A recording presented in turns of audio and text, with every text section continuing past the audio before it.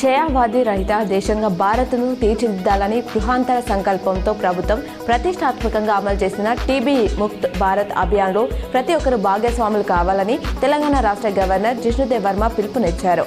నిజామాబాద్ కలెక్టరేట్లో టీబీపై నిర్వహించిన సమీక్షలో గవర్నర్ మాట్లాడారు. గవర్నర్ జిష్ణుదేవ్ వర్మ బుధవారం నిజామాబాద్ కలెక్టరేట్ కాన్ఫరెన్స్ హాల్లో జిల్లాకు చెందిన వివిధ రంగాల్లో ప్రఖ్యాతిగాంచిన వారితో ఇష్టాగోష్ఠి జరిపారు.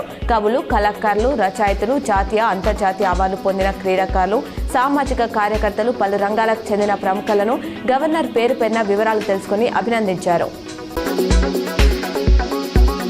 త్వరలో స్థానిక సంస్థల ఎన్నికల షెడ్యూల్ విడుదల కానున్న నేపథ్యంలో జెడ్పీటీసీ, ఎంపీటీసీ స్థానాలను ఖరారు చేస్తూ ప్రభుత్వం జీవో జారీ చేసింది. నిజామాబాద్ జిల్లాలో జెడ్పీటీసీ 31 స్థానాలు, ఎంపీటీసీ 307 స్థానాలు, ఎంపీపీ 31, ఒక జెడ్పీపీకి ఎన్నికలు నిర్వహించనున్నట్లు అధికారులు వెల్లడించారు.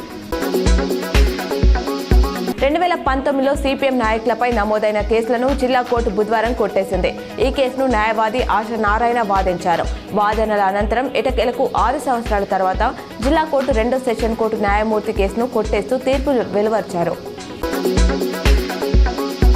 తిరుమల శ్రీవారిని దర్శించుకునేందుకు వెళ్లే భక్తుల సౌకర్యార్థం రైల్వే శాఖ ప్రత్యేక వెసులుబాటు కల్పిస్తుంది. నాందేడ్ నుంచి తిరుపతి వరకు వారాంతపు ప్రత్యేక రైలు నడపబోతుంది. ఇది వయా నిజామాబాద్ పెద్దపల్లి మార్గంలో ప్రయాణించనుంది. తెలంగాణ సాంస్కృతిక సంప్రదాయాలకు నిలువెత్తు రూపం బోనాలు అని అర్బన్ ఎమ్మెల్యే ధన్పాల్ సూర్యనారాయణ అన్నారు.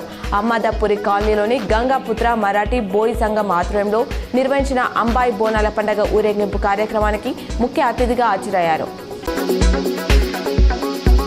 ఆహ్లాదకరంగా జరిగిందని ఏపీ మంత్రి నిమ్మల రామానాయుడు వెల్లడించారు. నీటి వివాదాలపై ఈ నెల 21 నాటికి కమిటీ ఏర్పాటు అవుతుంది. హైదరాబాద్లో గోదావరి బోర్డు, అమరావతిలో కృష్ణా బోర్డు ఉండేలా నిర్ణయం తీసుకున్నాం. రిజర్వాయర్ల నుంచి కాలువలోకి నీళ్లు వెళ్లే చోట్ల టెలిమెట్రీలు ఏర్పాటు చేయాలని, శ్రీశైలం ప్రాజెక్టు మరమ్మతులకు చర్యలు తీసుకోవాలని నిర్ణయించామని పేర్కొన్నారు.